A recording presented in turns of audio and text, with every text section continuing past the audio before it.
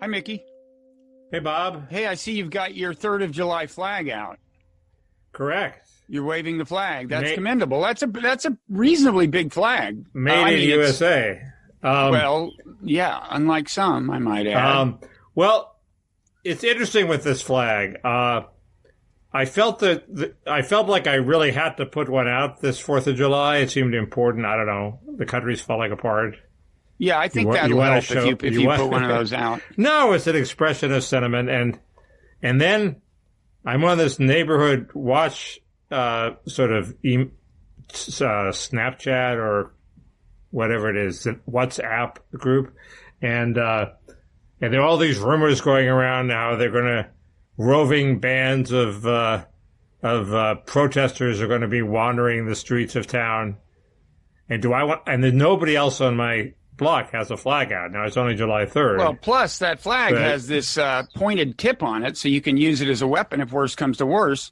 Kind of like the guy in St. Louis with the mansion, except a little more up close and personal. I knew you'd turn my serious patriotic thoughts into cynical derision.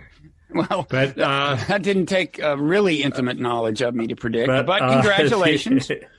Anyway, it's I think I'll probably put it out anyway, and they can come get me. But that's how paranoid I am. And that's how paranoid we are on my block. You in the neighborhood watch group? In America 2020. Yeah, it's not neighborhood watch. It's sort of like neighborhood concern. Welcome the neighbors, yeah. Speaking of neighborhood watch, I started, a couple of our viewers / listeners recommended that we watch Watchmen or The Watchmen, whichever it is, and discuss it. I watched the first one, and I await your watching of the first one. I tried to watch the first one, and I read the synopsis, and it looked so stupid I didn't want to read it. Mickey, you never read the synopsis. Don't do that. Everybody says it's terrific, but why would you pick the Tulsa, Oklahoma riots? We can save that. We can discuss it at the end. But I think you have to give it credit for uncanny prescience. I mean, it was made before the pandemic and before George Floyd, and yet it's about extremely prescient. It's about race and masks and cops and white nationalists and so on. So and Tulsa, which give me a break, which people now only know about for two reasons. One is Watchmen, and the other is George Floyd. Well, no, it was also famous for the riots. No, but I mean, people the riots weren't that widely known until this new moment of racial awareness. I guess I knew about them, and I'm not Mr. Informed. But one question is, if they rebuilt Black Wall Street, why haven't we heard about it? It's an obvious question. What are you talking about? Maybe you're ahead of me on Watchmen. I think the Tulsa riots were white riots, and the whites were so resentful of this extremely successful part of town in Tulsa that was quite rich, and so the whites burned it down, and it was rebuilt. But what happened to it? That's what I want to know. No idea. You would think you would see reporters going back and saying, what happened to this neighborhood? Maybe Hey, there's more than that reporters should be investigating, Mickey. This is a deft segue. They should be asking, why is it that as the number of cases of COVID per day continue to skyrocket, the number of deaths per day continues to actually drop, not even just plateau, but actually continues a slightly downward. It's plateauing. It is. Trust me. Trust me, it's plateauing. No, you're wrong. I looked at the figures this morning. Technically wrong. I'll show you the graph. Well, we haven't gone through this graph. We haven't gone through a full week, but it sure seems at least. Let me tell you something. The 7-day moving average of deaths, new deaths per day, after yesterday's report was a little lower than it had been a week ago. That's my final word on the subject. But anyway, don't you agree? In California, it's ticked up a bit. Wait, before we get started, can I just say this? I think this is a big news week. We got a lot to talk about. Okay. We got that thing about COVID, other things about COVID. We got Ghislaine Maxwell, Jeffrey Epstein's girlfriend and accomplice, who could blow the lid off this thing. What, you're like a DJ now, saying later in the set we'll have the new one from. Somebody's got to do. You know, we sometimes get complaints. Do you ever read the comments, Mickey, or do you? have so little regard for our listeners and viewers that you don't read the comments? That's too... It's a good question. I used to read the comments, and the last few times I've read them, they've been digressive off into their own arguments, which is fine. But do you mean on the Blogging Head site or on YouTube? Yeah, on the Blogging Head site. Well, on YouTube, there's less digression. Oh, okay. Blogging Heads is for digression. That comment section was designed for digression. So that explains why when I hit Control F Mickey, it comes up blank. They're not talking about me. They're not talking about you, no. Perhaps in passing at the very beginning, but no.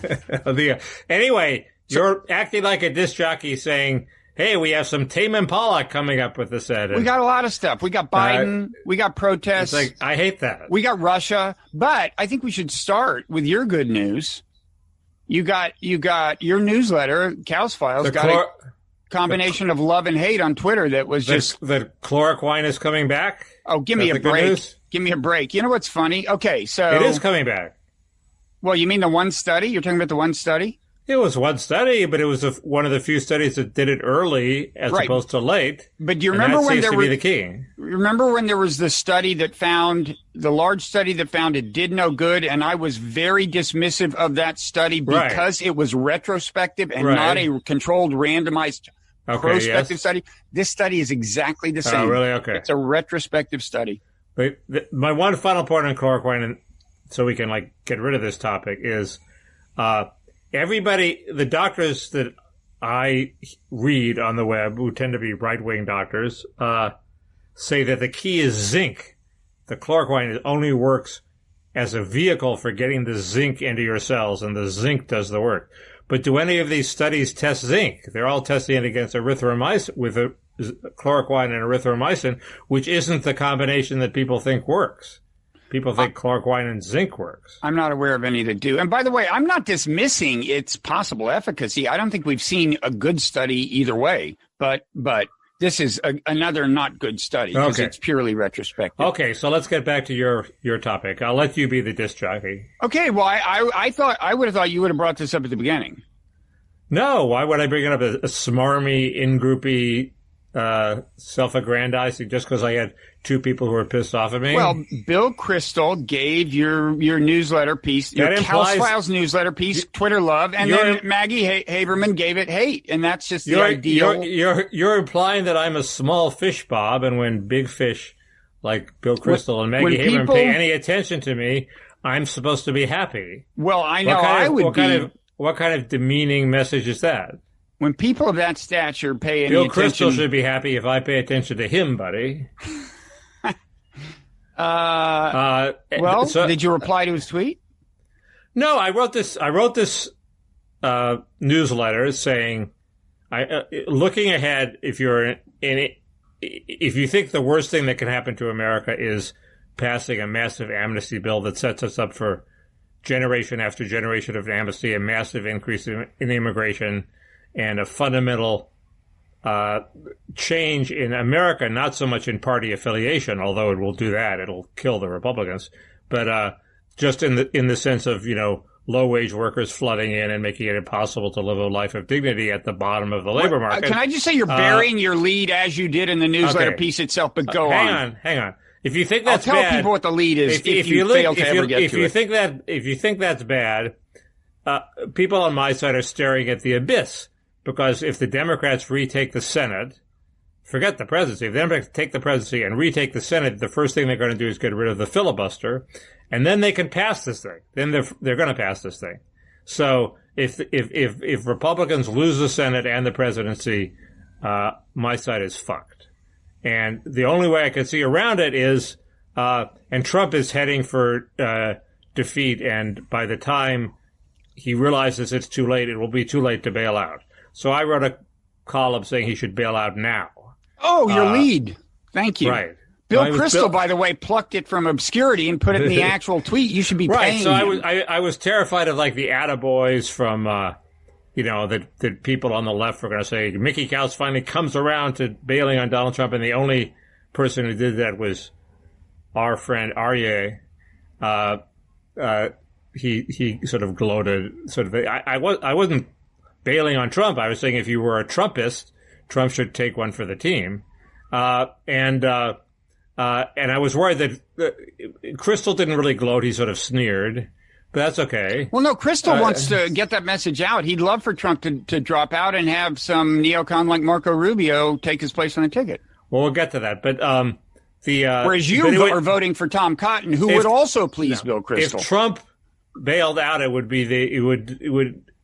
end the Never Trump movement because they wouldn't have Trump to kick around anymore. So it would be bad for Bill Kristol, I think. But anyway, and my dispute with Maggie was just that. Was interesting because she wrote and he poo-pooed reports that this was a serious possibility. He being you.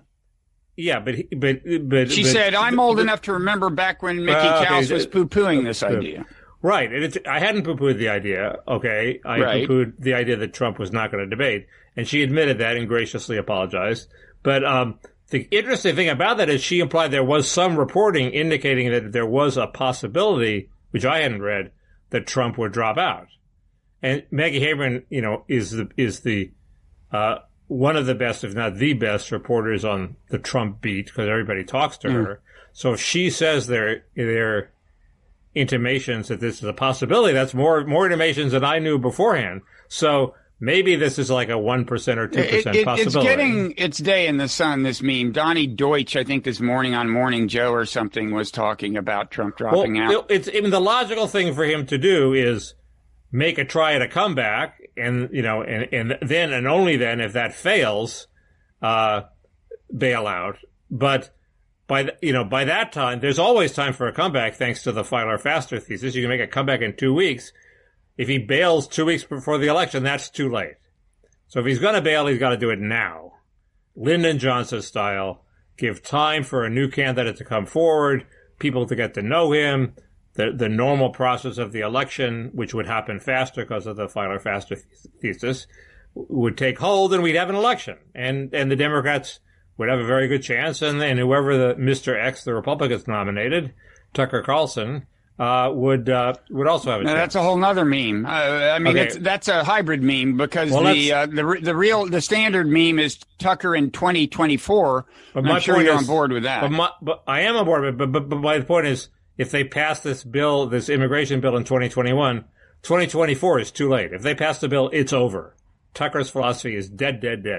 There's no point running in 2024 because the die will have been cast. We're not going to kick immigrants out of the country once they're here. We're not even going to take them off the pathway to citizenship. It's an irreversible decision. So Tucker 2024 is too late.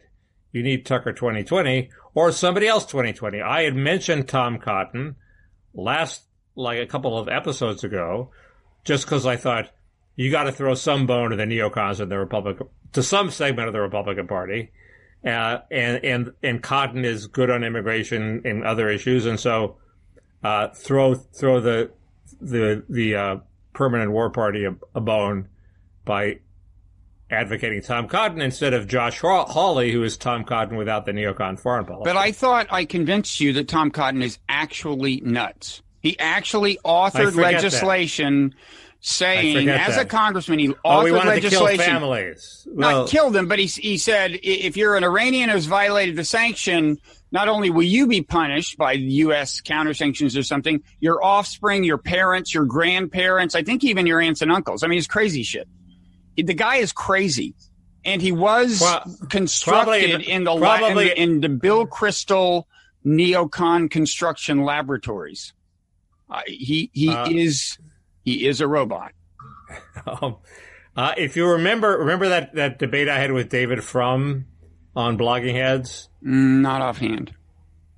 You don't remember at the Republican convention, Frum and I had a chat in a back room that was recorded. Vaguely. And we were interrupted because Tom Cotton came into the room and kicked us out, basically, because he needed it. Another reason you shouldn't vote for him for president. No, but he was very nice. He didn't seem like a robot. He and Frum were very friendly. The guy's literally crazy. So you missed my scoop that he and Frum were very friendly. Oh, that's a shocker. I mean, Tom Cotton is he's neocon central. Okay. Anyway, don't talk over my scoops. Okay, sorry, my bad. So anyway, Trump's not going to drop out, right? I mean, for one thing, there's hope. There is hope for Trump. It is not over. I could sketch a scenario that's COVID related where he wins. Well, the economy is coming back much too fast for the Democrats. Yeah, there was good economic news this week. And as I've said before, a lot of it isn't about the absolute level of the nation's welfare, financial or otherwise. It's about, do things seem to be getting better or seem to be getting worse? That's true in normal times. I'm not sure it's true when we're coming out of a pit that people think Trump helped make. Well, that's a problem. And that's why this question is critical that the media is so far ignoring and about the growing discrepancy between new case rate and death rate. Well, and there are all kinds of possible explanations, but it's some of them would be more auspicious for a Trump candidacy than Trump's reelection than others. The dream scenario is deaths don't rise, young kids go out and get herd immunity for the rest of us, somehow don't transmit it to their parents, so we're in a pretty good shape 4 months from now. I guess, isn't that what you're talking about? That's the positive. That's one, and you want some evidence. So one thing that makes that seem plausible to me is, like, this week I actually listened into an episode of a podcast called The Week in Virology. And the funny thing is, this podcast has been around for years and years, and these guys, their ship has finally come in. I mean, this is like the nerdiest podcast ever. You can't understand almost any of it. And the jokes are significantly worse than our jokes, with all due respect for these people. Okay, it's a really nerdy podcast, but you can tell they're having their day in the sun and they're basking in it. And some of the stuff is actually valuable. And they had, I mean, some of it you just can't understand some weeks, but they had this guy on every once in a while. They have a clinical update on COVID from a guy who works in the New York area.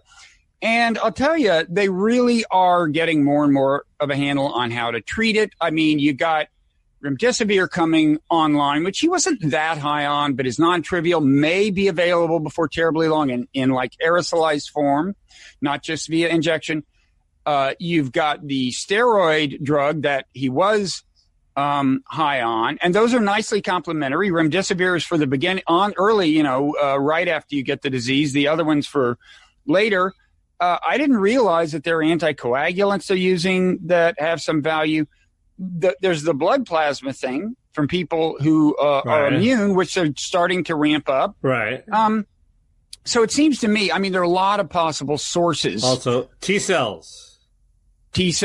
I mean, it's just clearly, and they're going to learn more and more. And there are other steroids that may be even more effective than this steroid. And so I think it's not implausible at all that deaths never ramp up very significantly. I think they'll get higher, but so that's the upside for Trump. I have a downside scenario too, but go ahead. The cases started to ramp up around June 15th. So if you figure 3 weeks, which seems like a generous time for it to show up in the deaths, but maybe not if it's young people getting it, and then they have to pass it to the old people, and then the old people have to go through the standard process. You wouldn't expect it to definitely have showed up until this coming week. So I think this coming week is the test. And looking at California, it's at least plateauing, maybe going up a bit. And I claim if you look at the Worldometer's chart of U.S. daily deaths, it is plateaued. It's certainly not going down. So it's stuck at around 600 a day. The claim I made that right now the 7-day rolling average of deaths is right at 400, if not a little lower. 500. 500, but it is a little lower than a week ago. But that aside, there's all kinds of other reasons that the death rate could be low. But I think there's a real chance that it just never gets up to 1,000 again. Maybe not even to 800 again. And at one point it was at 2,000. And it could conceivably get lower and lower. I mean, after all, the case rate is not going to rise forever because, people are responding to the fact that the case rate is rising and they're clamping down a little in these states where it's worse. But here's one thing I think Trump does have to worry about, even if the death rate drops or doesn't rise again. I think it will rise at least a little within a couple of weeks. But guys,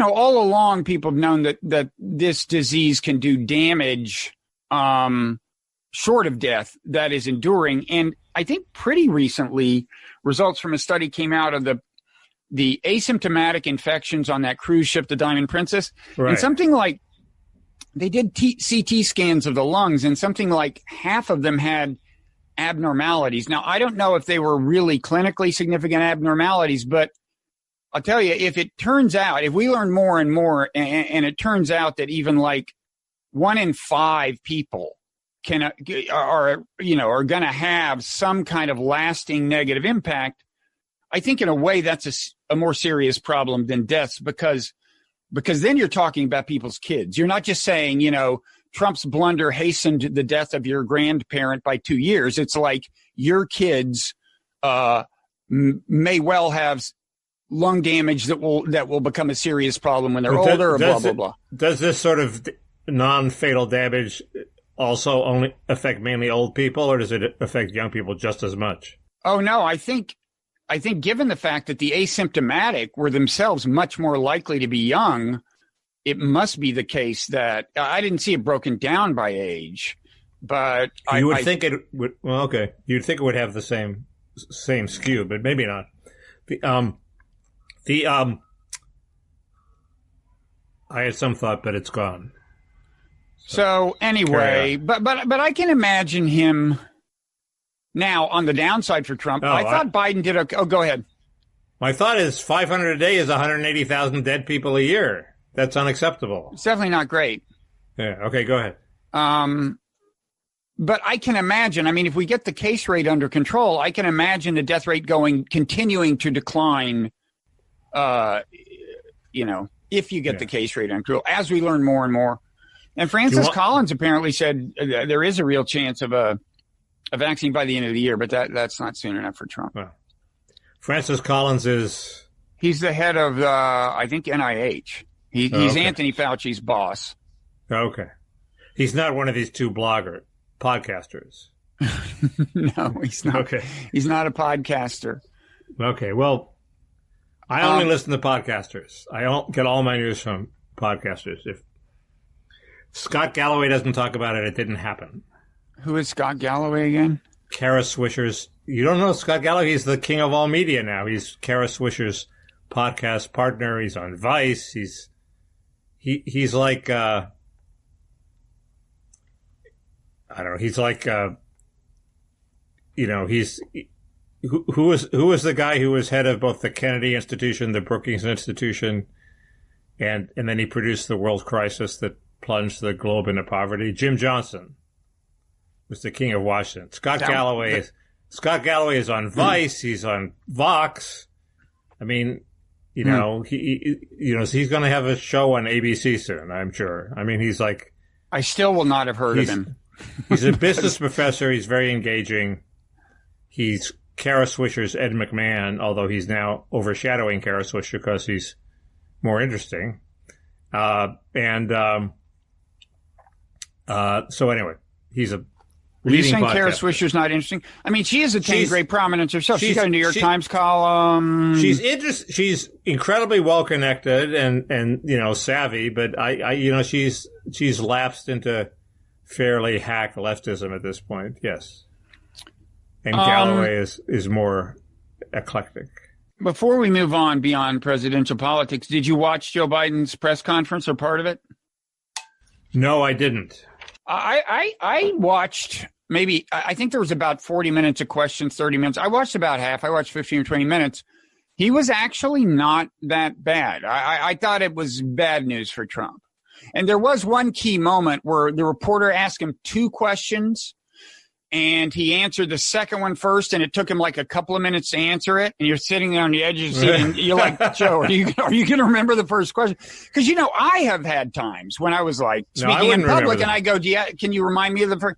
But he remembered the first question. He remembered the first question, and He wasn't bad, and I don't think he knew of the questions in advance. He had a list of people he called on, but I don't think the questions were like rigged. Oh, you can never discount that, but. Well, is that true? I mean, these are reputable members of major media outfits. I mean, I have a vague memory of some Obama thing where he knew the questions were going to come up. Well, sometimes they do plant a question with a specific friendly person. Okay, maybe that was it. But never underestimate the friendliness of the press with Joe Biden or the antipathy with Trump. I mean, but yes, but it's a low bar, and Biden. It is a low bar, and it wasn't perfect, but it was. And if Biden's that good in the debate, they're going to say he'll do. Definitely, right? Yeah. It will be bad news for Trump if there's not a bigger Biden slip up than there was this time. Yes. Was it bad enough? I mean, my line is that Trump's pitch should not be Joe Biden is sleepy, and it shouldn't be that Joe Biden commits gaffes. It's that Joe Biden is not in charge of the Joe Biden administration. In other words, he's not a strong enough figure. The Trump message is, it's not sleepy. It's that Joe Biden is not in charge of Joe Biden's brain. Trump is super explicit on the cognitive issue. He's in charge of his brain, but he's basically going to be a figurehead, and the aides are going to be deciding the policy. And who are these aides, or what are they going to decide? And you're saying he was sharp enough. It's probably a risky strategy because it's pretty easy for him to show he's in charge. And probably one of the last impulses to go will be the in-charge impulse if he's a politician. But would he have satisfied the test that he's in control of his own administration? Yeah. Oh, yeah. I think so. With this performance, you're saying that this is part two of Trump's message. His first part is Biden is out to lunch cognitively. And have you seen some of the ads, the Trump ads? They're not just super PAC ads. They're Trump comes on and says, I approve this message. Oh, man. It's like Joe Biden is in cognitive decline. It's like, I don't know if that's the exact wording, but it's unbelievable. And it's just a series of things, including some dishonest ones. One of them, he says, I thought it was 1920. And you can just tell that what he's saying is like a reference to the Depression, right? It's like, you know that without even looking it up, that it's that dishonest. But anyway, it's a series of clips supposedly showing him disoriented. And they do like a fact checker thing and says, no, the Depression wasn't 1920, it was 1930. No, they don't even do that. They want you to think that Joe Biden literally thought it was 1920 before he was born. He really got mixed up. They want this Trump ad wants you to think that he thought it was before he was born. I keep harking back to Governor Pat Brown, the beloved 3-term, I think, governor of California. And he was a total bumbler, and it became a shtick. I mean, you were sort of upset if he didn't bumble in his speech. So, Eisenhower had a little of that. Oh, really? I didn't know that. Oh, totally. Plus the bumbling,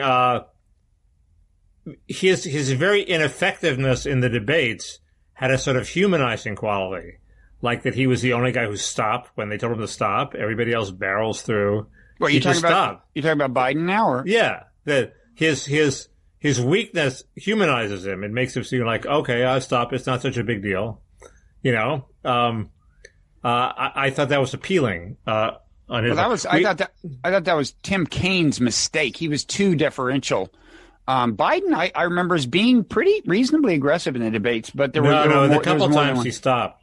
A couple times they said stop. You mean the Democratic debates? Yeah. Yeah. Oh, I thought you meant the vice presidential debates. Yeah. Oh, he was wildly totally. It was. Yeah. Oh, well, there was the famous one where he said, "My time is up," and everybody took that for a metaphor, like, get off stage.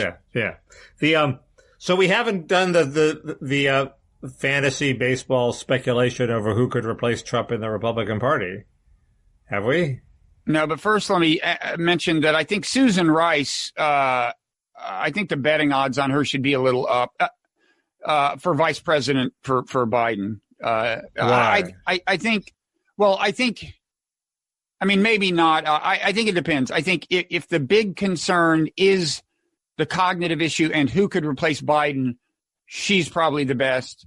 And if the big concern is how do we get people in their 20s and 30s who are progressive but not totally woke. If they're totally woke, they're not going to like Kamala Harris. But if if we want to get some young progressive energy, who do we want? Then you want Kamala Harris. But I think it's probably going to be one of those two. What a great choice. I mean, when they asked Biden, he made a point of mentioning several ethnicities when they asked him at the press conference. Yeah.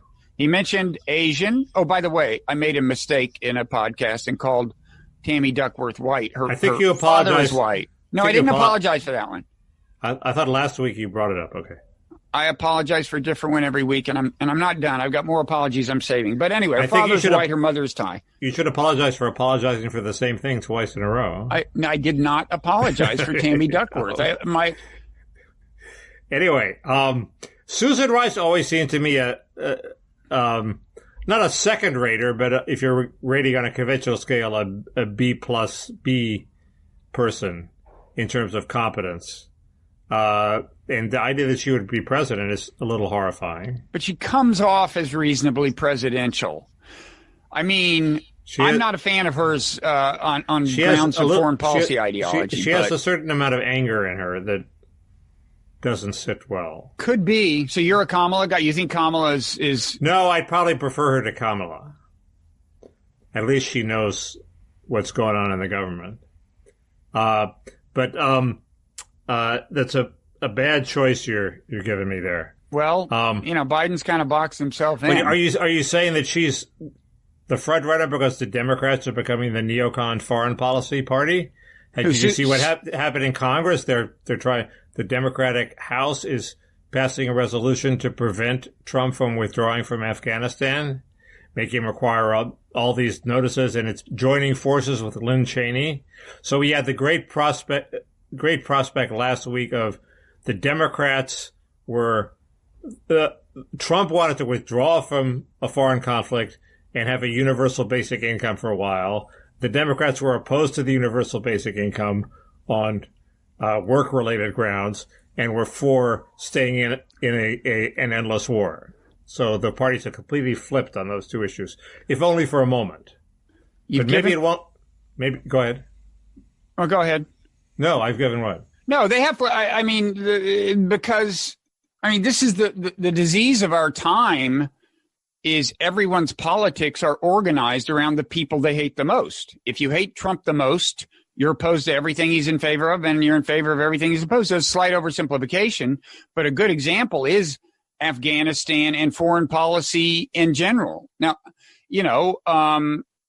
and by the way, this gives me a chance to complain about the New York Times, which I love to do. Give me a second to actually grab this copy of the New York Times. It'll only take me a second.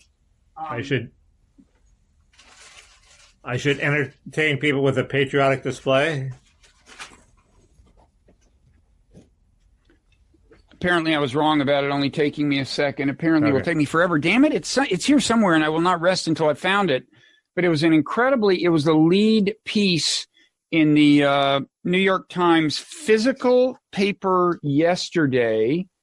It is around here somewhere, but it was a total editorial, and it was about the Afghanistan, the story that the Soviets were paying bounties on American soldiers, and they got they did this piece, and oh damn it, the subhead was something like Russia increasingly on the offense. U.S. It's worse. It's worse than anything I can actually drum up. I'm almost tempted to I want to pause and we'll actually cut this out unless you want to do a monologue. Do you want to do a monologue while I'm looking for this? I want to find this. Go ahead. We'll do a monologue, and if it's bad, we'll cut it out. Anyway, we'll cut the silence out. What I guarantee people is they're not about to hear a lot of silence. Just a second. Okay. I found it. Took a lot of work. Okay. I fear that I'm going to fail to meet expectations, having built it up so much. But this is the lead story in the physical paper.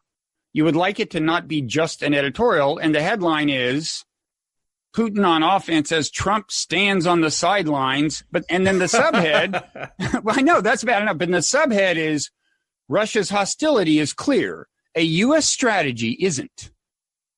And like what they do, it's written by David Sanger, who I don't want to call him a warmonger because I think what the huge contribution he's made over his career to making various wars more likely is more a product of the fact that he's kind of a hype artist who's good at amping up antagonisms as a way of getting on the front page, which he's very good at. It's co-authored by Eric Schmidt, whom I was actually once on a panel with. He seemed like a reasonable guy. But anyway, they put together, they add this news, which, you know, and in the lead, they concede that they write the intelligence finding that Russia was most likely paying a bounty for the lives of Americans. So they're conceding that we don't even know for sure this is happening. And then they add in a couple of other data points that supposedly indicate new Russian hostility and try to turn it into this this trend story. And I'm sorry. You know how I feel about the degeneration of American journalistic standards. Yeah, well, I think every reporter in the country now knows that if they have to give their pieces an extra anti-Trump twist to survive the purge of reactionary white racists, and but also certainly the way to get on the front page is to give it an extra anti-Trump twist, even if it's not really borne out. But I'm never clear whether those paragraphs are written by the reporters or by the editors. Do you mean the first paragraphs? two, the hype paragraphs, the thesis paragraphs, the anti-Trump? I think it varies. I think somebody like Sanger is by now so good at it that they probably don't do a lot. And I once thought that David Carr's hype paragraph was written for him, and that was wrong. He told me to my face that it was wrong. He was incredibly gracious.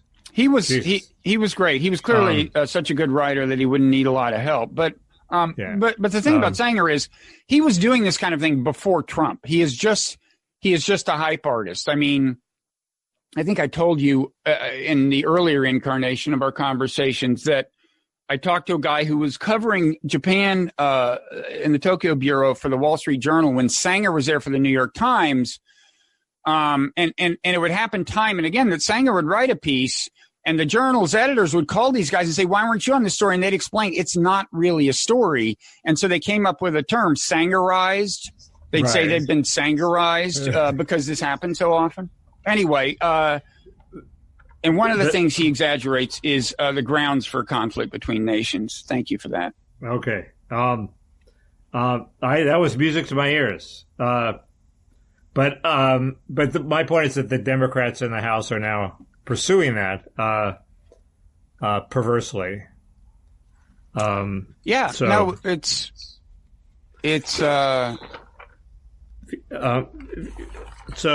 there, I mean, I'm a little worried if we pull out of Afghanistan, won't the result be the same as in Vietnam? The capital will be overrun and dark days will descend on even the parts of the country that had been resistant to the Taliban. Speaking of the Taliban, can I just make one more point?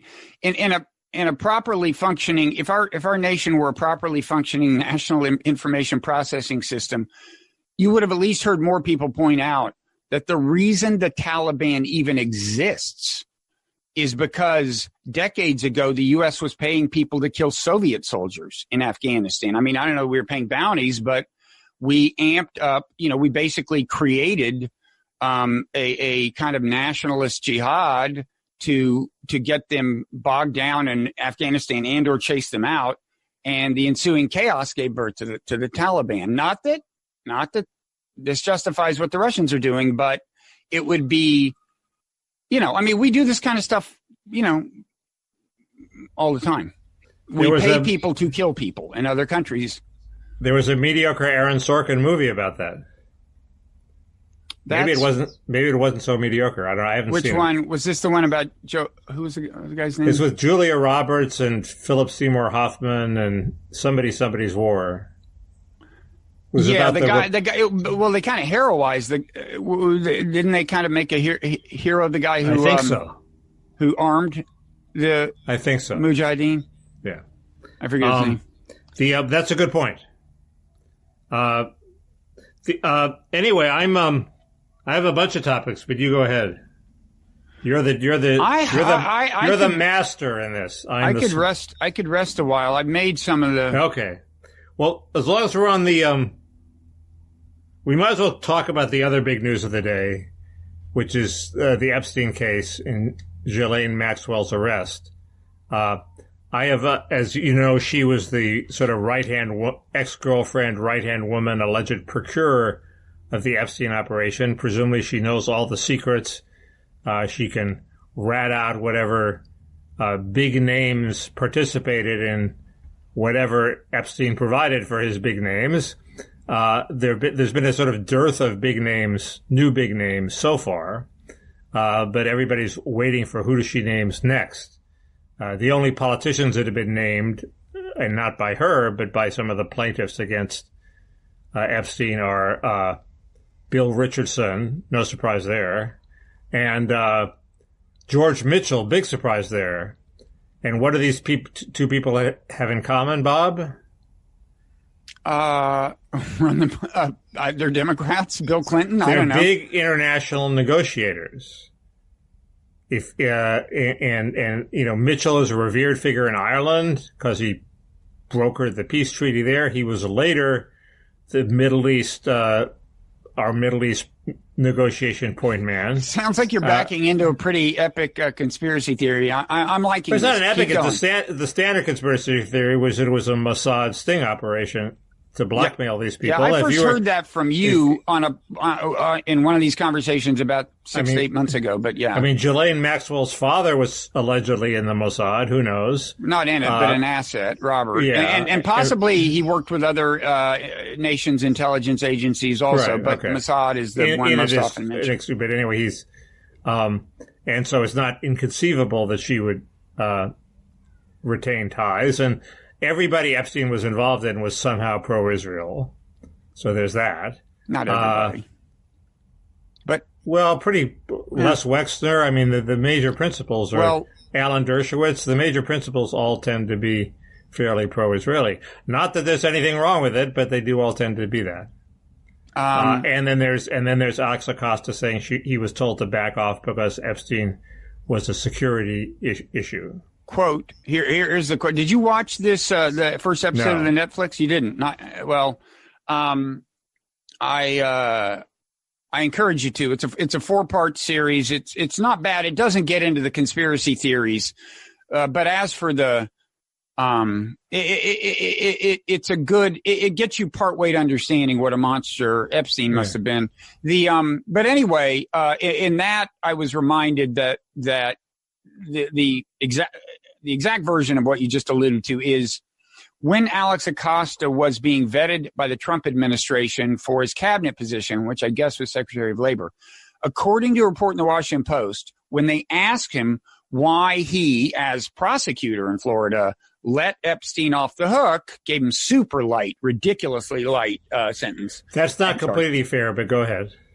It's pretty fair. But anyway, supposedly, according to this Washington Post report, he told the Trump vetters that he was told that Epstein, quote, belonged to intelligence. Right. So I don't know who told him that, but that would indicate, if true, and if the people who told him that were telling the truth and in position to know, that would mean either he was a U.S. intelligence asset or U.S. intelligence officials were doing a favor to the Mossad by cutting the legs out of this legal case. Right. And the weak version of that is, he blackmailed everybody and helped everybody. He helped Israel, he helped the United States. If he could buy some favor with so-and-so, he was just sort of an equal opportunity blackmailer. The strong version of is that he was financed lock, stock, and barrel by the Mossad. The more you read about him, the more he didn't do a whole lot to generate all the income. I mean, I don't think he even had the energy to money launder, which is supposed to be the key to making millions of dollars if you're corrupt. So he spent all his time lounging around the pool chasing after underage women. So it's like somebody was financing him pretty much 100%. Maybe I'm wrong. But anyway, I had two thoughts about Ghislaine Maxwell. One is, why was she in the United States? She was cited supposedly in Paris. You mean why is she in the United States now? By the way, I have something to add to the conspiracy. Why did they capture her in the United States? If she was one of the most hunted women in the country, you wouldn't set foot in the United States. You'd stay in France, overseas, where the FBI couldn't get you. Where was she when Epstein died? I don't think we know, do we? Maybe she was just here, and it was hard to get out without being caught. It's possible, but in the interim, she's been spotted in Paris. No, I think those could have been things she arranged. I don't think she was actually spotted. I think there were these reports. It was telltale jewelry she was wearing. Right, but I think one of those turned out to be a picture from several years ago or something.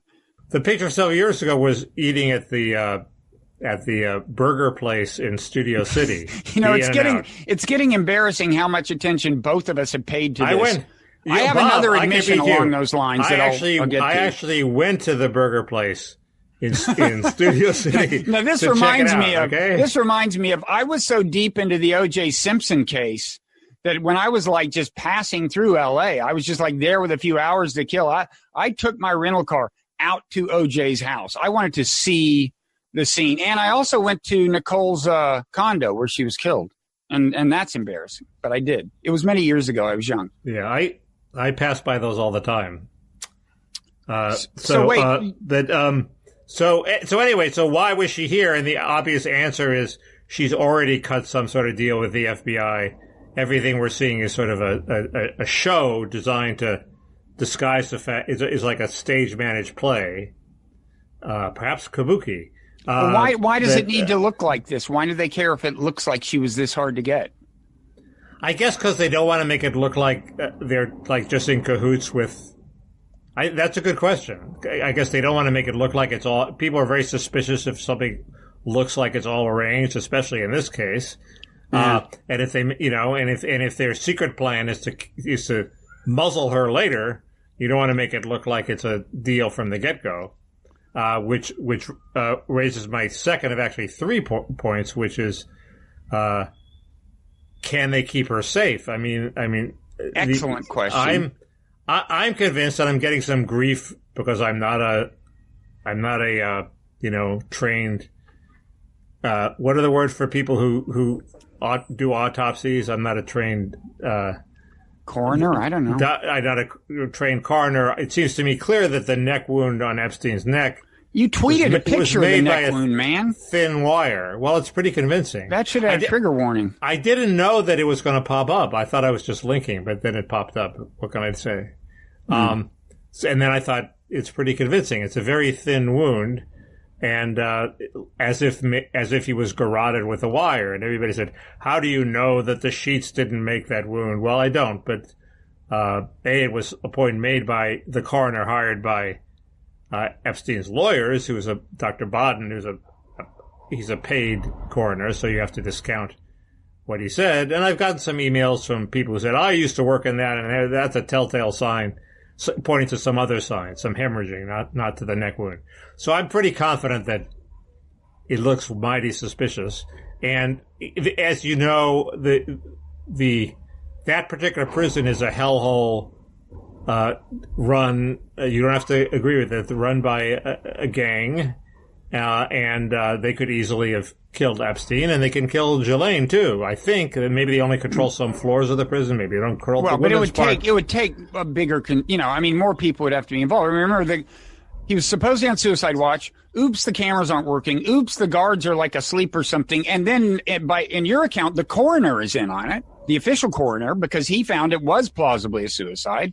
So this I can't has explain to be the coroner, except it's the de Blasio administration. And this is what scared me about it to begin with. When you first trotted out the conspiracy theory, is like the implications of this are that, like, if you are sufficiently powerful, and the people, if there are people who wanted him dead, they could plausibly be very powerful, like including two presidents, one president and one former president of the United States, but. The implication is you can get anything done, right? You can get anybody killed in any prison in a way that will be cover-upable. No, this is a particularly bad prison controlled by a vicious gang. Okay? No, but again, it's not enough that the gang kills him, Mickey. It took more players in the conspiracy. It took the coroner. It took the guards. It took the prison itself. Once he was dead, it was pretty embarrassing to admit he was killed. So that could have just been bureaucratic ass covering. And why were the video cameras not working? You think they made that up and they really were working? I think the gangs know how to fuss with the video cameras. Oh, God. I don't think it's that hard. I don't think the gangs can roam the prison freely. They can kill people in the prison yard and stuff like that. Anyway, look. I'm not so sure. Anyway, they could have just killed him because they don't like child molesters, and nobody could have told them because the code of the gang is you don't, rape underage girls. I don't know. It beats the hell out of me. But the point is, Ghislaine Maxwell, they can't seriously be thinking of putting her back in the same prison. Because that would just be too obvious. If they put her back in the same prison and she's killed, they can't get away with that. That would be too... Well, maybe she'll be killed in another prison. Right, but they must be... But why are the stories saying she could go back to the same prison? Is it just reporters sangarizing it? Or is it that they're trying to scare her? They may be trying to scare her. And I have a third... What's the third? The third thing is it a coincidence, Bob... Mm-hmm. That they discover her and the FBI said, we recently learned she moved into this new estate, the estate where they found her, okay? And what happened right before perhaps they recently learned it? You won't get this one. Right before that, they didn't know it? I don't know. No. You tell me. Steve Bing committed suicide. Steve Bing is this pal of... We mentioned him. We discussed him last week. I was getting him mixed up with Steve Wynn. Right. Steve Bing was this heir to a real estate fortune. He was a figure around Hollywood. He went out with Elizabeth Hurley and fathered her child, who turned 18 recently and who he had met before he died. He never met his child. Can you believe that? And he was a screenwriter and was sort of a Hollywood wannabe who tried to work his way into Hollywood as a screenwriter. Then as a producer, he actually had one success as a producer. But he was definitely like a playboy around town. I love the way you're dragging this out because I actually am on the edge of my seat. I mean, you're arguing that there is a connection between that and Jeffrey Epstein. It's sort of hard to believe that there is no connection. I don't know of one. Why? Why is that? Well, I don't know of it. But this guy in Kim Masters' story, Kim Masters wrote the piece that the LA Times didn't write, which is a thorough, investigation of all his ties to Anthony Pellicano. This is Steve Wynn we're still on, or Jeffrey Epstein? Steve Bing and Steve Bing. He claims to have been friends with Heidi Fleiss, the Hollywood madam. Hey, if we could draw that scandal into this, that would be great. Well, she now takes care of ailing parrots, so I think she's not... Them too. Let's bring them in. That's the deepest level, Bob. After you get to the threesomes we have with found Ghislaine, the head of the snake. You go into the parrot room. That's where it all happens. Anyway, the point is, I'm not saying he was involved. I'm saying he had a big Rolodex, and when he's dead, the police search his room, and they find his address book or his computer, and it says Ghislaine Maxwell. It gives a phone number. But do we know of any connection between him and Ghislaine? Is it Ghislaine or Ghislaine? No, but I'm just speculating that it's a little suspicious that this thing happened, and then all of a sudden they discover where Ghislaine is. And the explanation against it is less so much that he wouldn't know her because he's pals with Bill Clinton, and they jet around the country together. This is the closest we've had to a connection. Okay, but there's no evidence. I have no evidence of him and Epstein. But he knew everybody. He was a people person, Bob. He knew everybody. And I don't know. And he kept track with Heidi Fleiss, who is a convicted madam, I think. If these are your standards of evidence, I'm starting to wonder about some of your anti-immigration arguments. The main reason it's wrong is not that the speculation is wrong, but the police would never be so efficient actually to take a tip like that and arrest somebody 10 days later. It just takes them too long. So wait, now you're dismissing the theory you just built out of thin air? No, that was the best argument that was made against me. I don't think it's a very good argument. I think the police are efficient enough to act within 10 days. So, anyway, it's speculation. It may not be true. I'm just saying, funny coincidence. Well, Now, do you want to hear? Do you want to get into? I know some things too. Do you want to get deeper into the conspiracy stuff? Absolutely. I have to admit, I went a little bit down the rabbit hole. So we watched this. Go to the parrot room. So that can be our term for it. It's like there's bringing out the moose and there's going to the parrot room, and they mean different things. Bob's going to go to the parrot room now. I'm going to go to the parrot room. So wait, what exactly is that going to mean? Is like get deeply. It's not just into the weeds, right? It's like into the weeds about a conspiracy. Does it have to be a conspiracy? Sure. It's like you thought this was just about bondage and sex. But really, there's a deeper level. Really, let me take you into the parrot room. There's a deeper level of fetish involved. It's not about sex. It's about parrots. Or maybe sex with parrots. Anyway, go ahead. So anyway, I got a little into the conspiracy theory rabbit hole. It started innocently enough. Either my wife or daughter recommended that we watch the Netflix thing. We watched the Netflix thing. Right. The 4 parts. It's pretty good. Doesn't get into the conspiracy. The next day, I'm going on a bike ride with a friend he's not a conspiracy theorist, but he is conspiracy theory literate. So he knows a lot more about the JFK assassination than I do. He doesn't have bad judgment about these things, but he's interested. So he mentions the name of this journalist who, some might say fringe journalist. She's certainly not mainstream, but she's totally into Epstein.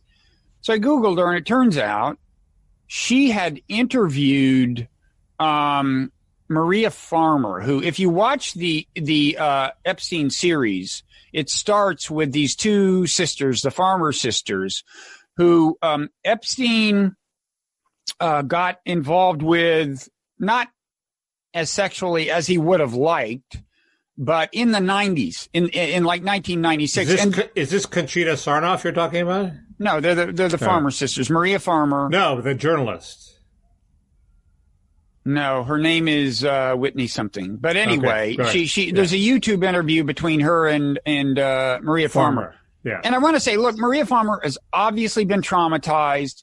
She now has cancer, and there's a not manic, but there's an intensity, and in some cases, at the same time, a kind of meandering quality to her presentation. Well, her discourse that she's an artist. She's allowed to meander. Right. It might make you. I'm just saying it might make you wonder, but it seems to me that there's a lot of stuff she said that you could pretty much take to the bank. I mean, she's sincere. She's credible.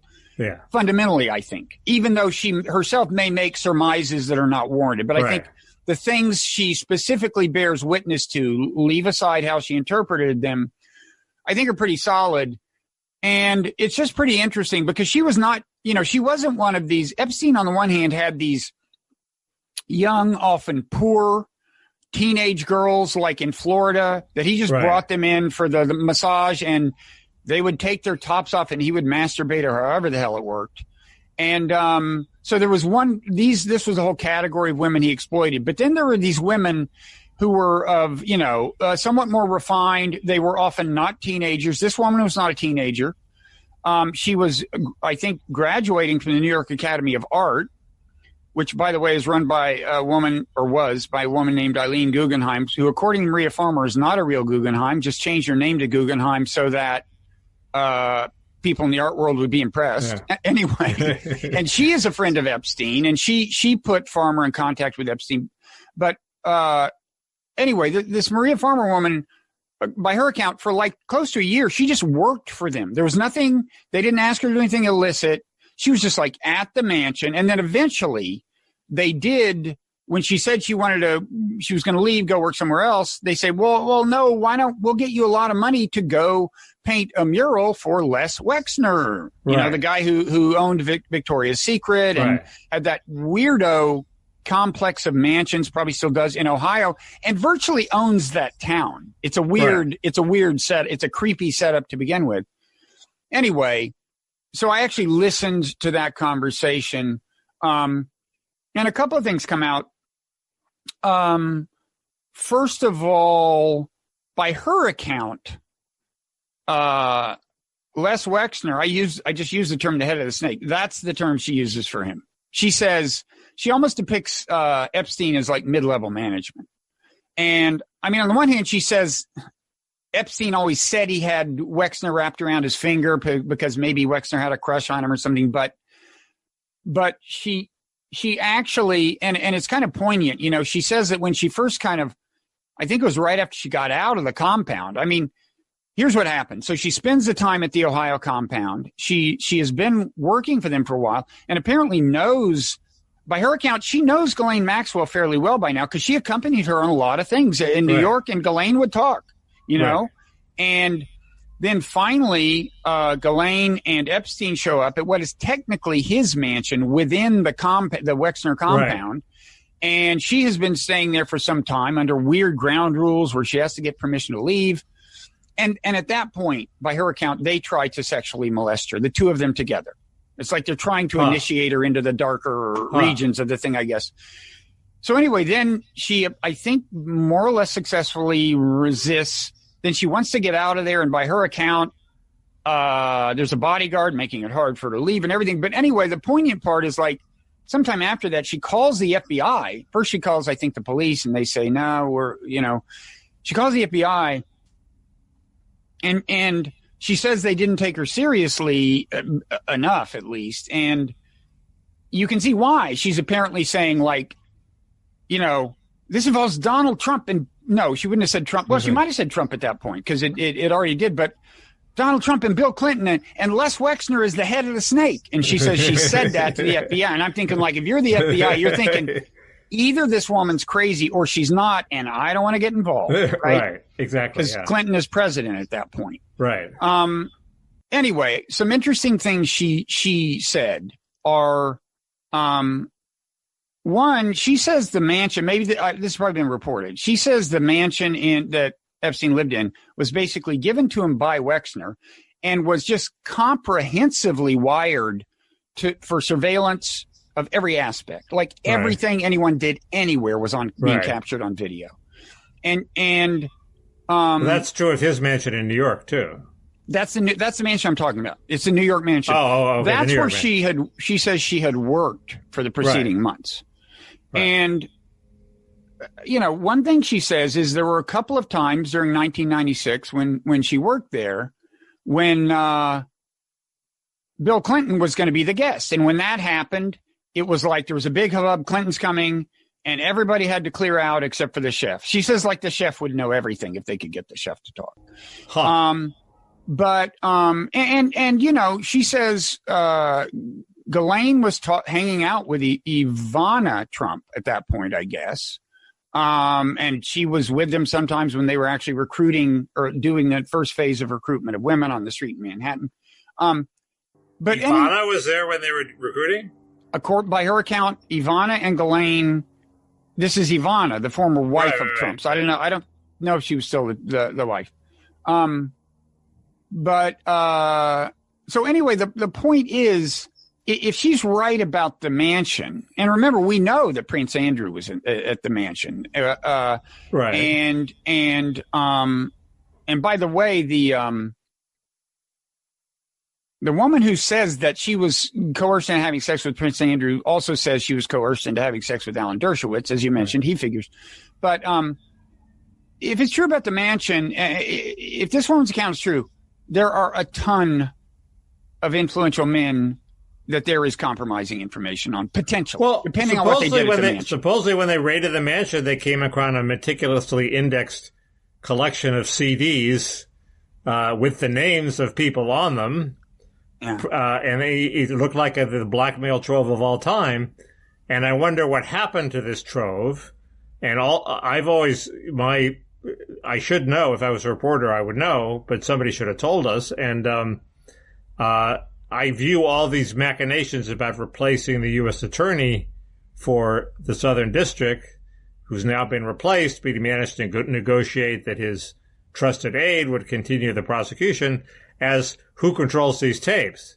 And if you're the Trump administration... you think all that is about Epstein, the firing of the New York prosecutor? It's one way to look at it, Bob. I don't know. There's so many cases, important cases that guy has, that you could look at it some other ways too. But I'm just speculating. If you were Trump, and suppose they do control this trove, okay? Maybe they don't. Maybe the cops have it. Maybe Epstein's family has it. I don't know. But you would say you would want it either way. Either it has you on it, in which case you want it, or it has all your enemies on it, in which case you want it. Now, this is one Either way you want it. It's one thing to remember, okay, the federal prisons, including the prison where Epstein died, are controlled ultimately by the Trump administration. And there's one of these women, I think I just read this after Ghislaine was arrested, but one of the victims has said that at one point Epstein said to Trump, I'm 98% sure this is an accurate recollection on my part, in reference to her or some other woman, she's not for you. Okay. There's just a lot of reason to believe that there would be compromising information on Trump. Epstein said to Trump about a woman, she's not for you? Maybe joking. I don't know. Like she's not, no, meaning like he's the one, like as if Epstein's the one who decides who gets which women. It was my take. But it's not implausible that Trump was somehow involved. He did later kick Epstein out of his club. So he has some anti-Epstein points too. Well, yeah, but wasn't that after Epstein was disgraced? But through the initial quasi-prosecution? I forget. But it was because it was because he was hitting on women in the club, not. So anyway, if you're right, and the reason. I mean, remember, initially Barr was going to not only get rid of the U.S. attorney in Lower Manhattan, but replace him with some guy that Barr wanted to replace him with. And that part of the plan failed. And so the prosecutor was replaced by his deputy.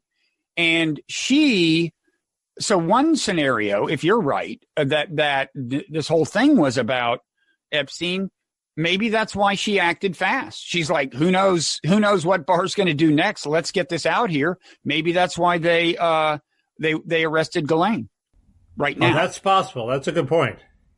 That's not even in the paragraph. That's an excellent point. I mean, it's front and center. There are two conspiracy theories. I think one is that Berman was the good guy who was getting to the bottom of this. That would fit with your theory, so they'd want to get it in motion before the Trump bar forces could stop it. Although, by the way, Maria Farmer, I'm not sure about her judgment, but she speaks disparagingly about Berman. Oh, okay. But for what that's worth. But the third thing is that Berman is in on it, and he's the bad guy, and he was part of a cover-up, so maybe they want to get the cover-up in motion before somebody comes and undoes the cover-up, if only by incompetence or accident, or perhaps because they're a good person. So, or maybe he wasn't enthusiastic about prosecuting, which is what Maria Farmer says about him. Am I? I may have this wrong. So she may want to cut the best deal she can with Berman's people before new people come on board. That's also possible. Well, it could be that Barr got rid of Berman for reasons having nothing to do with this, but he had been keeping a lid on this, and that's his deputy. Also possible. Barr's role is very odd. It seems clear to me he lied about Epstein committing suicide. And of course, by the way, among the bizarre... why did he do that? I don't understand. Well, he's in charge of the prison where it happened. He's the attorney general. So it's just so embarrassing that he let this guy die, let the most prominent prisoner in the U.S. die on his watch? Yeah, I'd call it embarrassing. He is in charge of all the federal prisons. But it's embarrassing if he lets them commit suicide, too. Yeah, the non-embarrassing thing would be to actually keep the suicide watch going and make damn sure. I mean, that's the thing. Epstein was such an extraordinary prisoner that it would not be surprising if a good and conscientious attorney general took special precautions, intervened personally to make sure nothing happened. Actually, should have, absolutely. I mean, to Ann Coulter's credit, a couple of days before he died, she said, we have to get this guy to the Supermax prison immediately or he's going to be killed. A good attorney general would have made sure that he got into a safe prison. And that was a notoriously unsafe prison. So I don't know. Barr is... Anyway, I quit going down the rabbit hole after the Maria Farmer thing. And by the way, she's sold on the Mossad theory. But again, questions of her judgment, I don't know about. And it's odd that by her account, Ghislaine said things to her so supportive of that theory that I almost wondered, is Ghislaine planting things with her so that if she ever talks, she'll sound like a crazy conspiracy theorist, you know? That's been done. Yeah. But, the other pro-Israel presence in the Epstein world is Ehud Barak, who he's involved apparently. Yeah. So anyway, Epstein had other connections. I think Epstein, it turns out, knew Robert Maxwell or Ghislaine before Maxwell died. I mean, obviously, if he knew Maxwell, it was before Maxwell died. But it's all anyway. It's that does not seem implausible. It's one of the many theories, which is that Epstein was just the concierge of this service that somebody bigger and more powerful than he arranged, and he was just sort of like the guy who picks which guys get which women. Yeah, but it's still weird because... And keeps the cameras rolling, right? It's so weird because he obviously had an actual perversity that he pursued obsessively of his own. So there was an intersection, if this is true, there was like an intersection between the imperatives of some national security state somewhere, some intelligence apparatus somewhere, if the conspiracy theory is true, and Epstein's own bizarreness, and it's not all that easy to imagine how that happens, but I guess it could. And it's also not implausible that at some point he became inconvenient to them because he was so crazy. Well, yeah, that he was drawing attention. Among the candidates for his killer, if there was one, would be whatever intelligence agency he was working with, as well as the various men he could have dirt on. Yeah. Yeah. So, I guess the big question is, will we find out the names? I just got a feeling no. I mean, because for one thing, it's like there's nobody for Ghislaine to turn state's evidence on. I mean, if Epstein was still alive, they'd want to get him, and she'd turn states to get him. I mean, I guess they can still try to get her to turn states just in order to reveal. Well, I guess if some of these men that we think may be involved are criminally involved, they could, in theory, get her to turn states in order to implicate the men who are criminally involved. That's a good point. I mean, at this point, it's just purely for informational illustration purposes or whatever. Right. It's the idea is we want to find out what the hell is going on, and that's not really what cops do. They try to nab people in jail. Yeah. So maybe we need a congressional commission. That'll really get to the bottom of it. It's a tough one. It is hard to see where the overwhelming public interest in learning what the hell is going on comes into play. If Barr isn't going to pursue it, who is? I guess one possibility is the publishing industry. If Ghislaine could write a book, she's not going to endanger her life for a book advance. I mean, but her life is most in danger if she knows the names and hasn't yet revealed them. Once she's revealed the names, the damage is done, and the only reason to get her would be revenge. Look, I think they have enough to put her away for a long time. Okay, so the only thing she has to bargain for, and money doesn't do you any good when you're in prison. So the only thing the only incentive she has is to get her prison time reduced or eliminated. Book advance doesn't mean anything if you're doing 14 years in prison at her age. What about you're doing 14 years in prison and in 2 years you're released in a swap on the urging of the state of Israel? I don't know. They had trouble getting Jonathan. Did they ever get Jonathan Pollard? They worked on that forever. Yeah. Well, so I'm not sure. I wish them luck, but she didn't do what Pollard did. No, but he's somebody they really wanted. Yeah, but so anyway, I am agnostic on the conspiracy stuff, and I've almost exhausted my supply of knowledge. And I feel like, do we seem like crazy people because of the conversation we just had? Yes, totally. Is that a good thing or a bad thing? I don't know. It's definitely the truth. So that's okay. Well, that's that. I'm sure it will still be in the news. I hope for good reasons. I still know things about the Simpson killing that you probably don't know.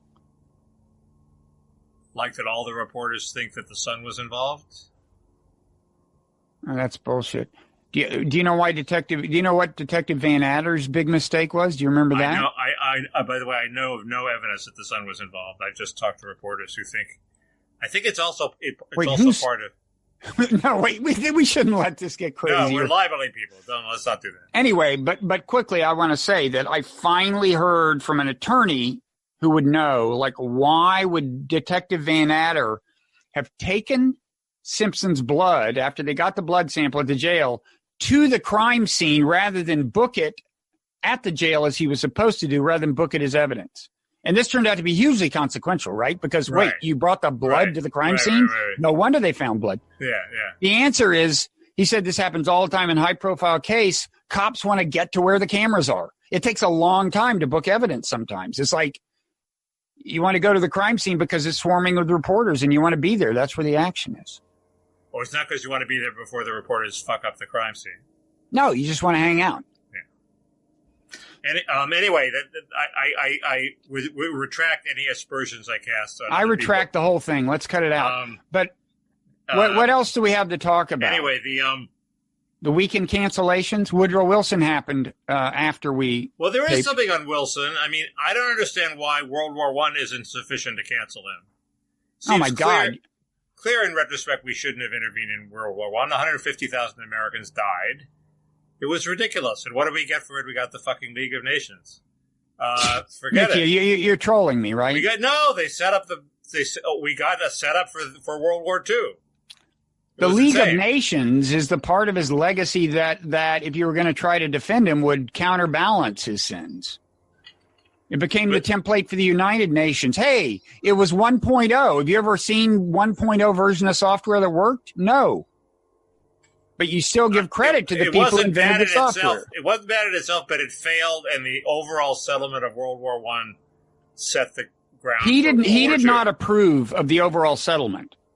I don't think we didn't even sign. Did we sign the overall settlement would have been different if we hadn't entered the war. Well, maybe, but yeah, I don't know. By the way, I actually went to the Wilson School. The thing is being renamed. I mean, as an undergraduate, that was my major. So this is kind of a sad moment for me. Could we just pause and honor my ambivalence? Not canceled.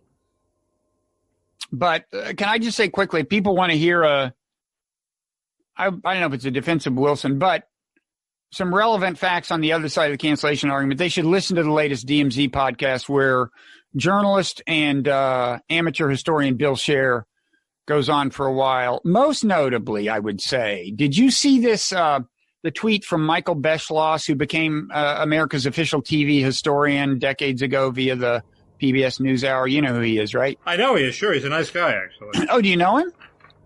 He was once at a dinner I was at. Well, if you see him at another dinner, tell him this tweet was deficient. So when Wilson was canceled, he tweeted a screenshot of the movie Birth of the Nations where it says, and so a great organization arose, the Ku Klux Klan that did blah, blah, blah. That was in quotes, and it said Woodrow Wilson. Well, it's true that Woodrow Wilson wrote that, but A, he meant great in the sense of the Great War, meaning not good, but just large. And B, according to Bill Scher, if you read the rest of the passage, it's very clear that Wilson is critical of the Ku Klux Klan. So the idea that was a passage reflecting a favorable sentiment of the Ku Klux Klan is I thought it was widely accepted that Wilson was a racist. Oh, I think he was a racist, but your evidence should be honest. And that particular quote, didn't he resegregate the federal government? That seems like enough. I think two of his cabinet officials wanted to resegregate their departments, and he let them, the Postal Service and the Treasury. Well, that's pretty bad. Okay, but can I just go on a little further? The thing that, the cancellation business is a big deal. And the thing that bothers me about how reflexively it's sometimes done is I just think they are complicated issues. Of the question of whether you judge people in the context of their own time. And as Bill Scher notes, by the way, this was a period where the currents in American kind of sentiment were again moving. They were moving in a reactionary way along the racism front. Wilson was not exceptional in letting these two departments be resegregated. The other thing is he was born in the South before the Civil War. So I just think it's an interesting question. If you're going to judge people in the context of their times, what is the criterion? Is it, do you judge Wilson compared to other Southerners or what? I'm not saying I have the answer. I'm just saying that I think these are complicated questions. But at some point, probably you shouldn't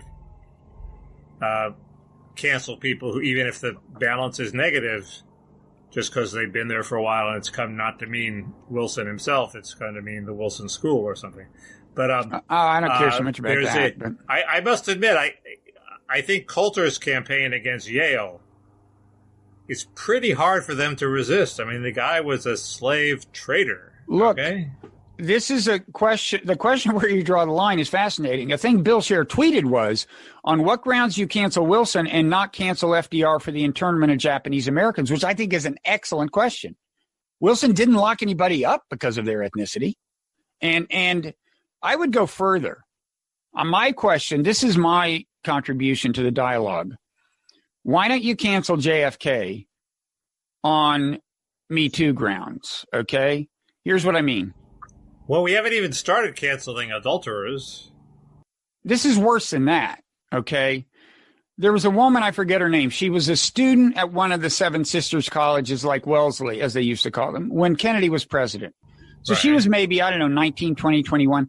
He would have her flown in or brought in from her college. He would call and say, come down, I want to have sex with you. And first of all, and so she wrote this memoir about it, which was, got some coverage. I didn't read it, but I read about it. And it came out within the last few years. And it was kind of sad because she's like, well, in recounting the first sexual episode, she was like, well, I wouldn't call it rape, but, and then it turns out that although they had repeated encounters, time and again, and they would even sit and talk, she says he never kissed her. Okay. Never kissed her. But then the thing that if you're going to vote for cancellation, and look, I'm not voting for it. I'm just emphasizing that these questions are complex, given that the moral tenor changes, and on balance, I think there is moral progress. Okay. He failed to show sufficient affection during here's the thing. Many 5-minute affairs with women. No, here's the thing. Is apparently at one point, he and a couple of buddies, like maybe Ted Kennedy and some other guy, are sitting around the White House pool. O'Donnell, that's the one Tim Noah talks about. That's pretty disgusting. Yeah, he directs her to have oral sex with another guy in his presence. Okay. Now, when Epstein does that, it's trafficking. Okay. When Epstein, I don't think this person was underage. Was that the author of this book? That was the author of this book. I don't think she was underage. I don't think she was under 18. But my point is, the term trafficking is used with Epstein. Of course, in Epstein's case, it's in conjunction with a minor, but it's still considered trafficking if he says, with any coercive power whatsoever, have sex with Prince Andrew, have sex with Alan Dershowitz. That's considered trafficking. I'm just saying. I think it's a sufficiently complicated moral question that. You wrote this tweet that said, we should take into account that people in some future date, 100 years from now, 200 years from now, after a great deal of moral progress, are going to look back on us and we're going to seem like retrobates by their standards. And my question to you is, what are you doing now that will be considered cancelable in the year 2220? Probably talking to you, but aside from that, that's got to be cancelable next week. That's cancelable already. that's what we call a career mistake, not just future cancelable. But I have an answer to that. But the tweet was something like, I don't know enough about Wilson to be confident, have a confident view, but I hope everybody who considers it a no-brainer, the people are just like, oh, he's evil. I I said I hope everybody who considers it a no-brainer realizes that if there is continued moral progress, most of us will probably look pretty bad in the 22nd century. And I think the quintessential example is eating animals. I actually don't by and large eat red meat or poultry, but I have, and I eat seafood, especially wild seafood. But in any event, I think now this is a complicated one because in 100 years they'll have lab grown meat, so people can just eat meat without killing anything. But I still think people will not in 100 years. They will have trouble believing we actually killed animals and ate them. I didn't make it all the way through your latest newsletter, but I bogged down at an item which I set aside for later reading that seemed to argue that inanimate things also have consciousness. Well, if that's true, what can you eat? Everything you could possibly eat will have consciousness. If you ate your microphone, it would have consciousness. So you're in trouble. Well, first of all, that's what panpsychists believe. I don't believe that electrons have consciousness. I don't rule it out. Consciousness is a mysterious thing, but it's a view with some support among philosophers, more and more, I'd say. But I would say that complexity of consciousness, of sentience, is correlated with moral worth. I mean, I eat sardines for lunch, and I just really don't feel all that guilty about it. Whereas I eat a cow, even a chicken. Really? That seems so elitist. You got to start giving animals SAT scores, and if they do well, you can't eat them? That's exactly my criterion. I focus on the math side. I'll have to watch myself around you if you. Hey, you want an easy?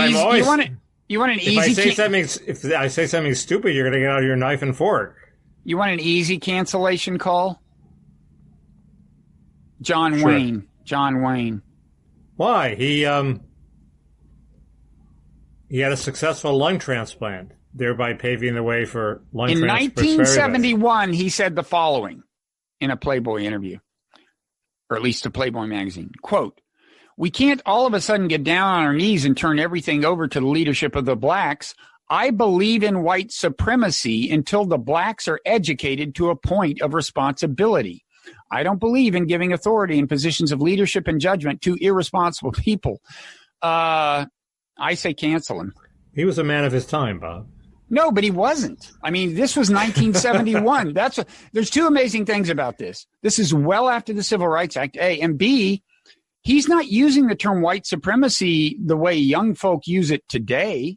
He's using it the way we used it, to mean an overt and explicit believer in a whole ideology of white supremacy, right?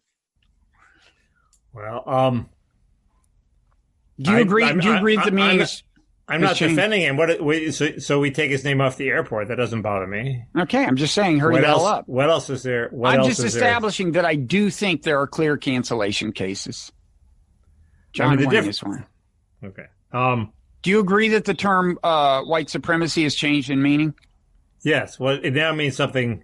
You support a system that overall, right? It's more of an implicit tends to give whites positions of power, and it's like an ingrained quality of institutions and so on. Yeah.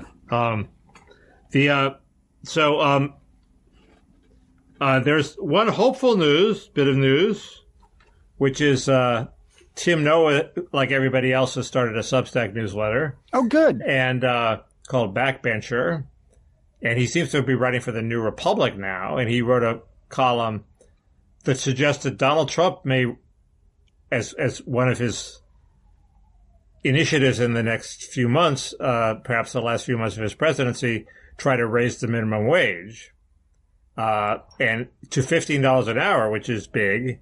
And if he does that, the Democrats obviously want to resist him because they don't want to give Trump credit for doing something that's popular and progressive. So if he only raises it to 10, Tim says, they'll just blow it out and say, no, you're not going to do this. It has to be 15. But what if he meets their demand and goes to 15? That would be part of his general, pro UBI kick at the moment, which is, I think he's discovered that it's actually giving people money is a very good way to buy votes. I have anyway, I've heard stories of... Well, I mean, the Donald Trump who ran for office would be fine with that, wouldn't he? I mean... Yeah, so that might happen. It might be something good. You never know. It's more likely than him dropping out of the race, I'd say. Yes, that's definitely true. But I still say a lot could happen. By the way, Trump is now in the betting markets. He's at like 36%. If I were a betting man, I would buy at 36% just because it's going to change enough so that there will be an opportunity to sell at 39%. Yeah. It was troubling that they gave him 2 chances to say what he'd do in his second term, and neither answer was really very good. The first one was, well, I have experience. The first one was, well, I have experience now. And the second is, they said, the second interviewer said, people were unhappy with your first answer. And he goes, they were? Nobody told me that. But which is a bad sign. If he is so insulated, he doesn't know that people thought his first answer was unsatisfactory. And he talked about how, well, we're going to be great. I'm going to make America great again. We're going to have more great trade deals. And he started talking about his great trade deals. There's one issue, of course, which has been completely downplayed. And you know what that issue is, but immigration. He doesn't talk about it in these efficient, he did something very good for the immigration restrictionist side, which is pause all these visas. And he made sure that we knew about it and gave him all the props that he deserved, which he did deserve because he stood up against the lobbies. But he didn't broadcast it to the world so much. It's not a prop of his campaign. And the worry is that Jared and Karl Rove are telling him that, well, you can't mention that. That'll cost you among the suburban moms. So it's completely dropped off. And the problem with that is when his second term comes around, he might just drop it. I mean, there's no reason why he should pursue any of it. And there's already noises reported by Dara Lind, a very good immigration reporter on the left, that his people have decided, well, we've built enough wall. Okay, well, just whatever wall we get done by the end of the year. So is this the real reason you want him to drop out? Because you think even if he wins, it's bad news for immigration restrictionists? Well, that's part of it. I was actually that's another virtue of him dropping out is that whoever replaces him, if he has a second term, he's not accountable to the voters. The only reason he needs the voters would be if he's impeached and he needs to be popular, or if he wants to sort of dynasty and transfer his popularity to Ivanka, a ridiculous idea. So he's probably not going to be accountable. But anybody who replaces him is going to want re-election, so they're going to have to satisfy the voters, including the immigration restrictionist voters. So you have a handle on them that you don't have a handle on Trump. It's just another. So here's a question. I mean, the reason you presumably fear a Democrat winning is that you think the Democratic coalition puts pressure on a Democratic president to not be an immigration restrictionist. No, I'm saying I oppose it because they will pass an amnesty bill that will permanently change America. Well, isn't that the same thing? Irreversibly. They're not putting pressure on it. The Democratic president's going to be actively pursuing this bill. The Democratic House is going to be pursuing it, and the Democratic Senate is going to end the filibuster and pass it. It's going to happen, and anything that happens afterwards is too late. So so amnesty, what amnesty does is it lets people who are here stay. So you want to actually round them up and kick them out? No, I'm willing to cut a deal with, if you can cut a deal so there's enough enforcement so that when you do amnesty them, on future illegal, when you do amnesty them, there won't be another wave because they actually won't be able to get in. I.e., you have things like E-Verify, so they can't get jobs. You have a wall, so they can't get in. You have something where they can't overstay their visas. If you have a whole bunch of things that may or may not work, and they're in place, and they're irrevocably in place, then you can start to amnesty the people who are here. Well, in the meantime, they live in the shadows. Okay, well, a Democratic president is not going to build a wall, but is so unrealistic to think that he or she, well, it would be he this time, would do E-Verify and or other border security things that would tighten.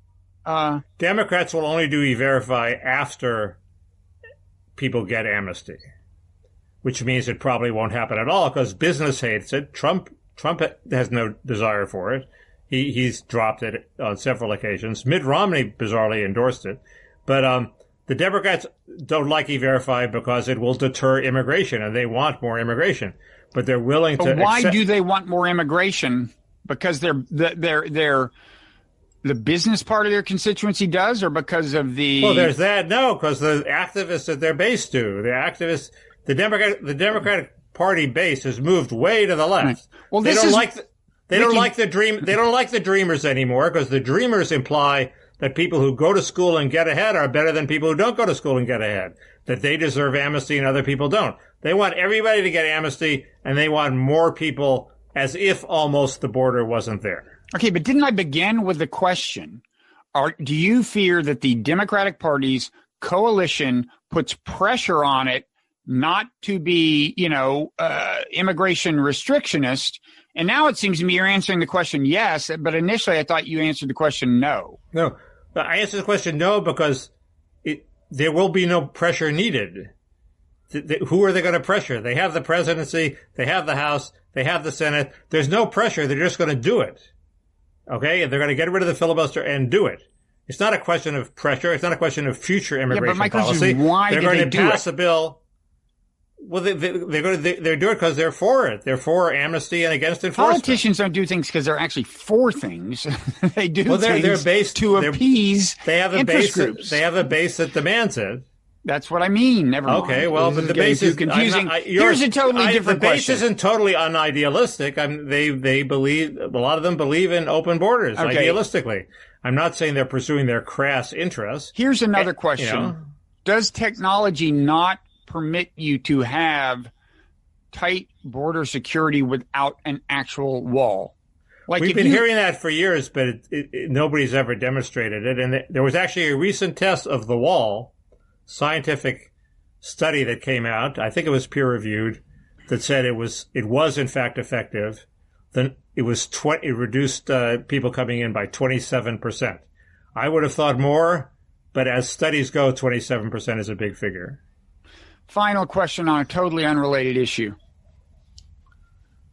Yeah. With the there is no unrelated issue. That's my position. Yes, well, maybe not. But with the protests of the 60s compared to the protests now, I mean, we haven't really talked about that, but isn't it your sense, are you trying to find out how long we've been taping? Yes, and it's too long, I know. So we'll wrap this up. But I have, I guess, maybe two questions. One is, isn't it your sense that this week the protests kind of wound down and the civil unrest kind of wound down? I mean, the Seattle area got cleaned out. That's history. I haven't heard of a statue toppling in a couple of days. Don't you sense that things are winding down?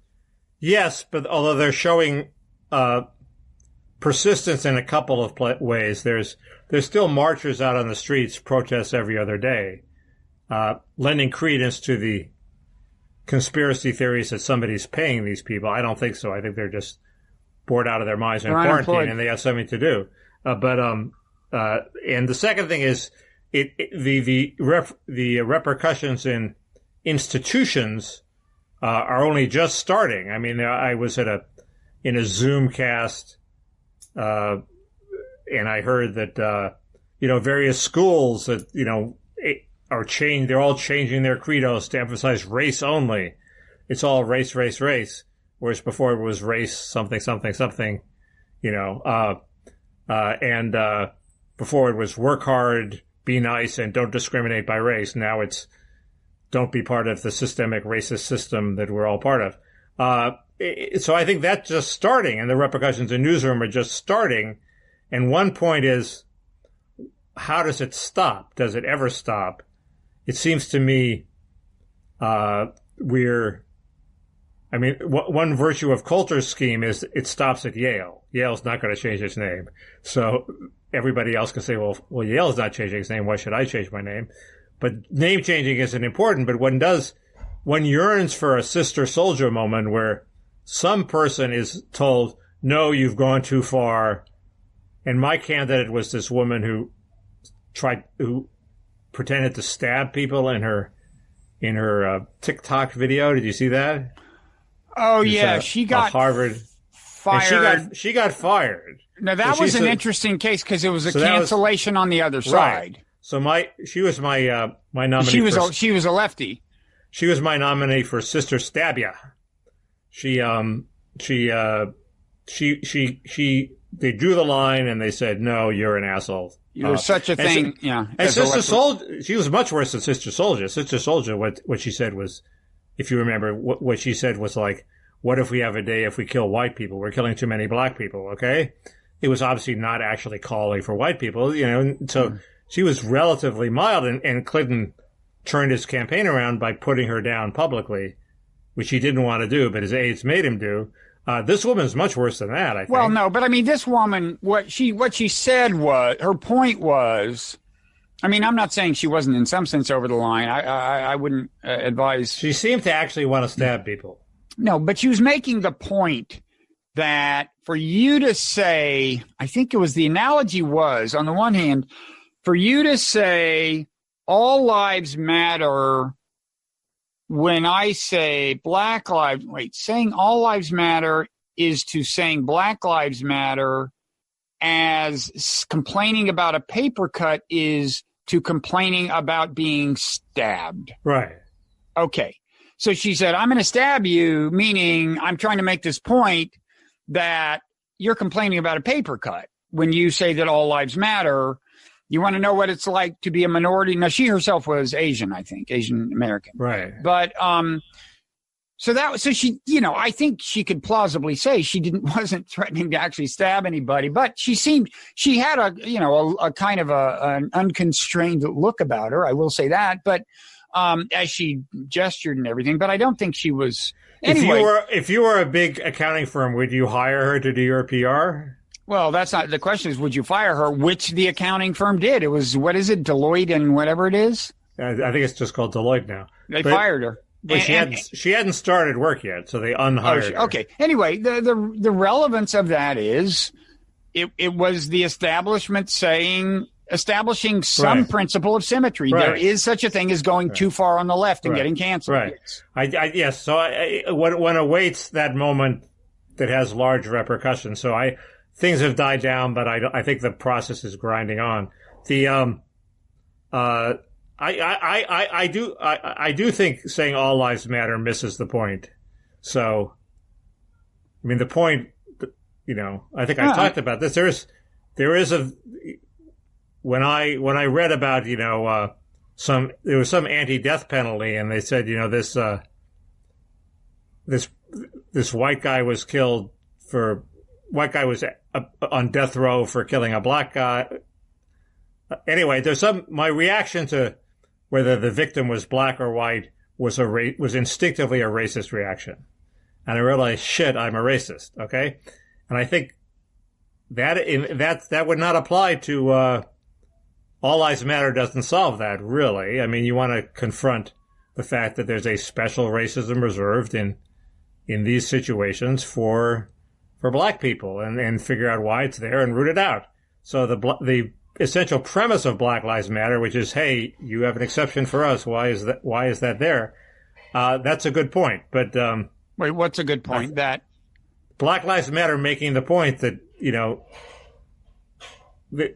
have to elevate black lives into the all lives before you start proclaiming all lives matter. That's the point. Okay, I'd be careful about saying you in the past had a racist reaction. By the way, who was the woman? I'm a '60s person. I think the line in the '60s, we're all racist and we have to confront it and deal with it and figure out how to overcome it. And as opposed to the liberals who ran around saying, I'm not a racist. I'm enlightened. It's the conservatives who are unenlightened. This just gets back to, I mean, again, with the Wilson thing and all kinds of other things, what bothers me is the easy Manichaeism or Manichaeanism, whichever it is. It's like, okay, the world is divided between good and evil, and I'm sure I'm on the side of good. That just drives me nuts. But I digress. So we've been, I don't know. We've been doing this a long time today, Mickey. Okay. Do you have more? No. This is a record. This is our longest ever. We've done really? that. We can rest knowing we've done it. I thought we've done an hour 40. Oh, we have done an hour 40. Shit. Okay. Sorry. Hour and 46. Although a minute of silence will be cut out. So what should we plug? We've plugged your newsletter. We should plug the Wright Show, because this is the Wright Show. You may not know it, but you can subscribe to the podcast feed and get the show that way. We should plug my newsletter, Nonzero newsletter, where, by the way, I had this piece, which I guess you didn't read, which is an attempt to get people to actually use the George Floyd moment to do something other than the symbolic stuff. I read it. You don't think it's, well. It was fine. It was. I think I agreed with all of it. Yeah. Apparently, I didn't agree with that clip you had of the guy who beat Elliot Engel. I didn't think that was that great, but. Well, he was at least talking in terms of class. He's this. Right, but he had this class. He had this vision of class, which is there's everybody, and then he had this Bernie thing. Then there are billionaires at the top and the Wall Streeters. Okay, No, class is much more complicated, and the main threat of class is the top 20 or 30%. Well, of course it is. Who are walling themselves off, and a relative minority at the bottom who are getting fucked over. Right. Maybe. But I'm just saying that right now. In the wake of the George Floyd thing, there's almost a prohibition on talking about class as opposed to racism. And I liked seeing a charismatic, emerging black leader talking about class, giving a message that is unifying in the sense of drawing in working class whites and everybody in a common struggle against. He seemed enthralled to a Bernie Sanders dogma. That works for me. I mean, look, you're obviously not. Well, look, you're never going to get Bernie's agenda enacted, but if Bernie's rhetoric finally gets us a more progressive income tax structure, I'm for it. The rhetoric sucks. People know that it's not just Mark Zuckerberg at the top and the billionaires who are the trouble. If you accurately portray the problem, it resonates much more with people. I think there are experts on political messaging who disagree. George Wallace said it's those pointy-headed intellectuals sneering down their noses at us. That was a much more accurate description of what was going on in American society. That was an absurd oversimplification. He was saying it's the high SAT college elite sneering at the rest of us, and the country was moving in the direction of enriching the high SAT college elite. Now we're moving in a different direction, but that's the direction they were moving in then. Completely accurate. What's the direction we're moving in now? Jared Kushner buys his way into Harvard no matter what his SATs are. You know what kills me about how long we've been going on, Mickey, is that, I'll tell you what kills me, though, is that there's been some interesting reader feedback, and I guess I'll promise to reserve more time for it next time. And, like, for example, somebody wanted us to define wokeism. Somebody had an interesting theory of wokeism. This stuff will hold. And someone says, I would give to your Patreon if Mickey will play that guitar that has been behind him for weeks, collecting dust. I'll do that, but I have to practice. Finally, I only know one song. Somebody wants me to expand on my anecdote about being in adjacent urinals with Henry Kissinger. And let me just say, if you think you're going to get that kind of content for free, you're getting us mixed up with two less entrepreneurial podcasters. When we roll out our big paywall model, baby. And then you'll have to, of course, that's going to be behind the paywall. What? You'll have to pay even more to get in the parrot room. Then there's the parrot. You described I feel we blew a lot of parrot room material tonight. I should have kept a lid on it. Damn it. Okay. Anyway, it was fine. It was good. Yeah. It's all good. Happy 4th of July. Same to you. Subscribe to our newsletters, Kausfiles and Nonzero, and and click the like button at YouTube and juice the YouTube algorithm. And finally, Mickey, I'm narrating this for the listeners. Finally, Mickey would like to unroll the American flag one more time. Go ahead. So this is like the sound off of the station when it goes off at 2 in the morning. Midnight. Yeah, we are actually old enough to remember when they played the Star Spangled Banner. And you show the American flag. So. And then right after that, you get static, and that's what they're going to get now. So I'll see you next time. Okay. See ya.